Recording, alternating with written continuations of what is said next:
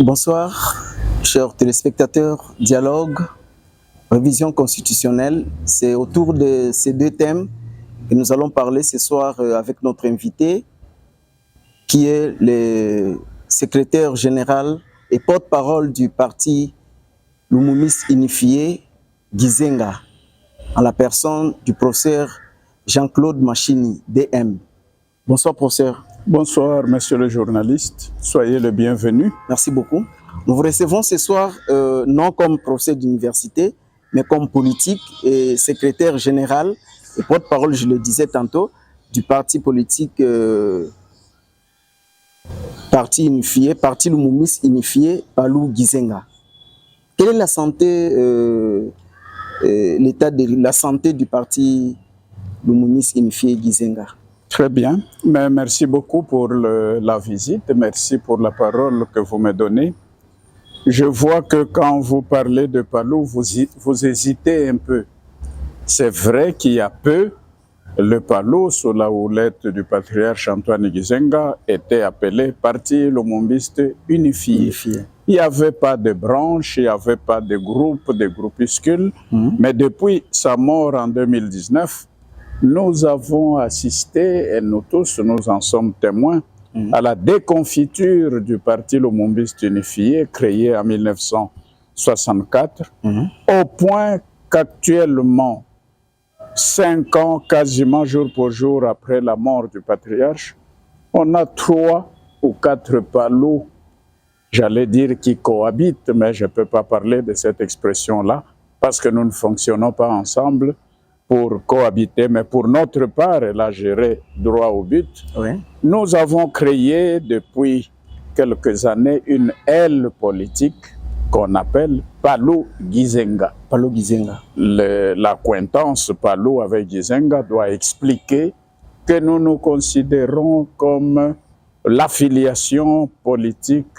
idéologique, sociologique du patriarche Antoine Gizenga. C'est l'héritier. Nous sommes les héritiers spirituels, oui, si on peut le dire, de Gizenga Antoine, le patriarche. Alors quand vous me demandez la santé, je dirais après les élections, on était un peu Caïn, sans savoir ce que nous devenons, mais en ce mois d'octobre, j'ai envie de dire que notre santé politique est de fer. Pourquoi de fer? Vous êtes témoin du fait que début octobre, le 5 ou le 6 octobre, j'ai signé au nom du Palou Gizenga une déclaration politique en mémoire du patriarche et je vous en ai réservé la primeur.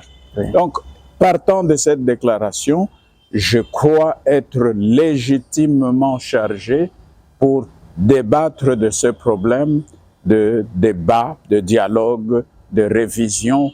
Nous en avons parlé dans notre constitution. Quand je dis légitimement, pourquoi? Parce qu'en principe, c'est un débat de société. C'est un problème sociopolitique qui va se poser à la nation congolaise des années 24, 25, 26, 27, 28. Étant donné que nous l'avons déjà couché dans une déclaration politique, je peux en parler clairement. Sinon, je vous aurais dit, attendez qu'on nous fasse une matinée politique, qu'on en tire des résolutions et que je vous en parle. Donc maintenant, ce que vous voulez savoir à ce sujet, vous pouvez me poser des questions, j'y répondrai légitimement. Monsieur le secrétaire général, le tout est parti de la déclaration de... Là, on parle révision constitutionnelle. Est-ce qu'il est opportun aujourd'hui de réviser notre constitution? Oui, je ne sais pas qui a parlé de cette révision constitutionnelle. Le tout est parti de l'UDPS, le secrétaire général de l'UDPS, Augustin Kabouya.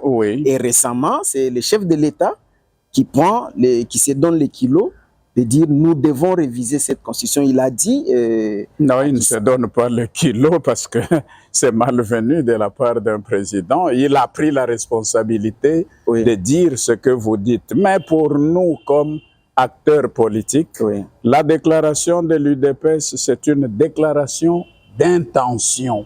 Un parti politique, même s'il est au pouvoir, nous l'avons été, sous Kabila, avec le Premier ministre Gizenga et puis Mozito, nous n'avons jamais pris de déclaration à la légère. Donc ce que l'UDPS dit dans son cercle politique, ça n'engage pas, et ça je pèse mes mots, ça n'engage nullement la nation congolaise. Ça c'est d'une part.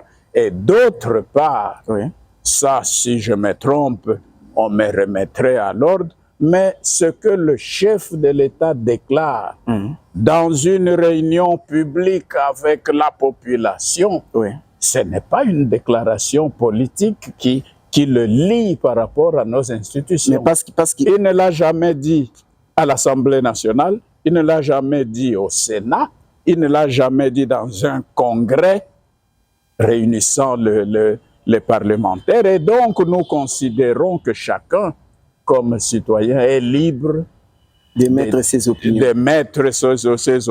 de déclarer ses intentions, mais à condition que ça suive la voie constitutionnelle. Je viens de vous indiquer cette voie constitutionnelle. À ce que je sache, nous n'en sommes pas encore là. En sorte que nous ne pouvons pas ne pas dormir parce que l'UDPS a dit, parce que le chef de l'État a suggéré qu'il n'y a pas d'acte politique qui soit posé là.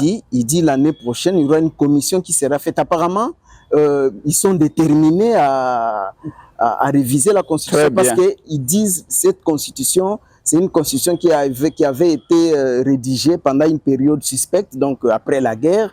Aujourd'hui, ça nécessite à ce qu'elle soit révisitée. On doit faire attention avec les mots. La Constitution actuelle, même si je ne l'aime pas beaucoup, mais tant pis, mes points de vue personnels n'ont rien à faire ici, a été adoptée par référendum populaire. Le 19 décembre 2005. Qui ont participé au référendum? C'est la population. Toute classe politique confondue a participé. Même si l'UDPS a dit que pour sa part, elle l'avait appelé à voter non pour le référendum, mais l'UDPS n'est pas le corps social de la République démocratique du Congo. Mais c'est parce qu'ils sont au pouvoir. C'est parce qu'ils sont au pouvoir qu'ils veulent.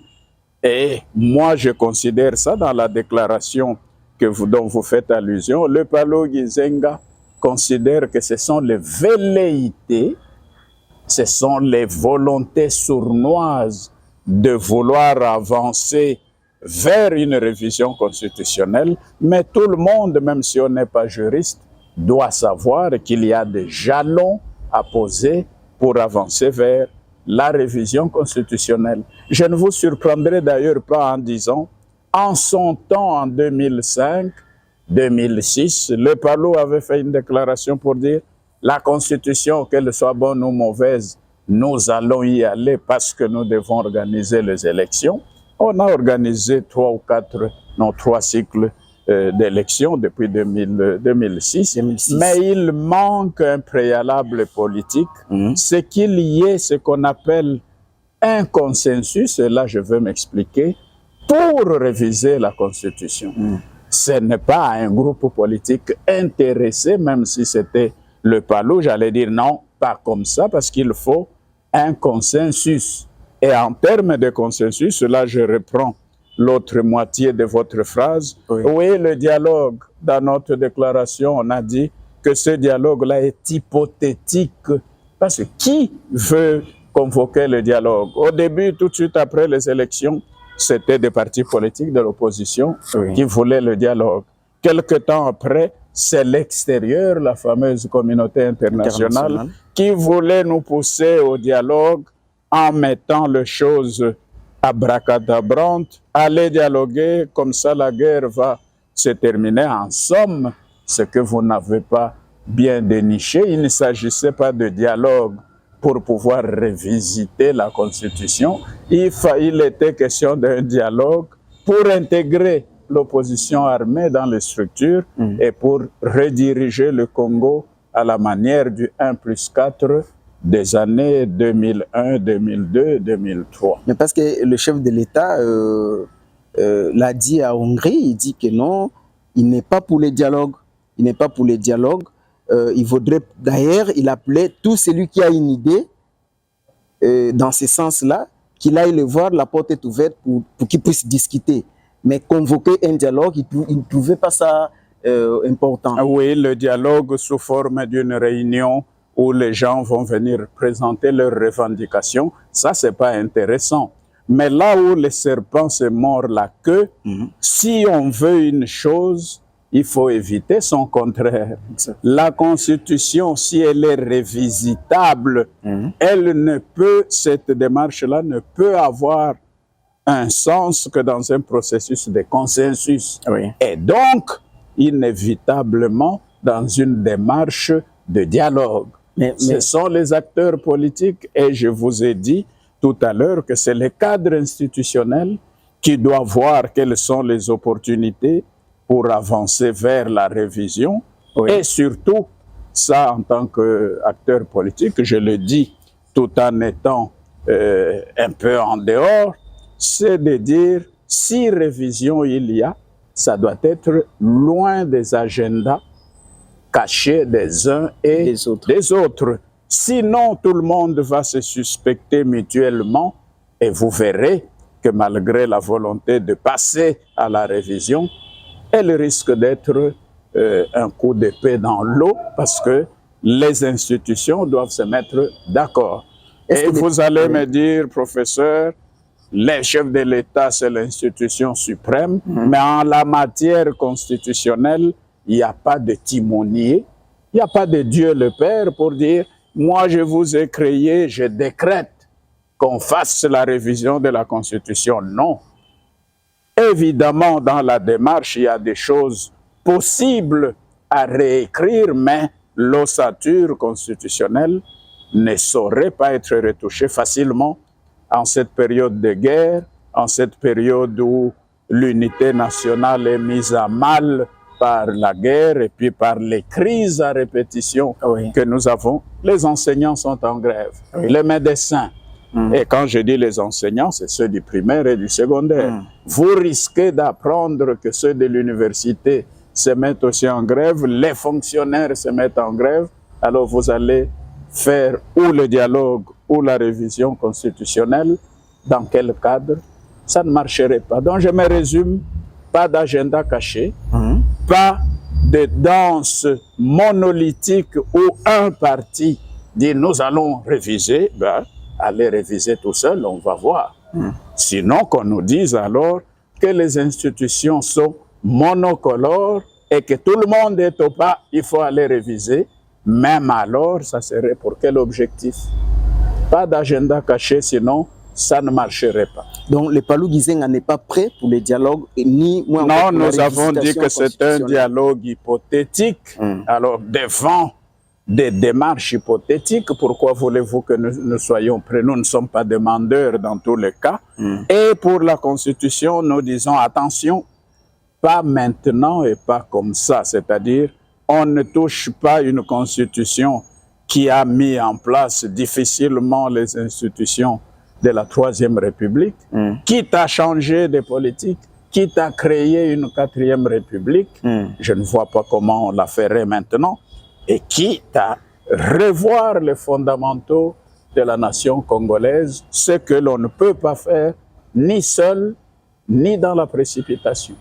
Donc c'est un conseil de sagesse, je le dis au nom d'Antoine Gizenga, des nationalistes, lumumbistes et des autres, soyons sages, sinon nous brûlons la case dans laquelle nous allons dormir sous ces périodes de pluie et nous n'aurons pas de case. Voilà. C'est par ces mots, chers téléspectateurs, que nous concluons notre émission. Je rappelle que nous avons reçu le secrétaire général et porte-parole du parti lumumbiste unifié Gizenga, Palou Gizenga, à la personne du professeur Jean-Claude Machini, DM. Merci beaucoup et à la prochaine.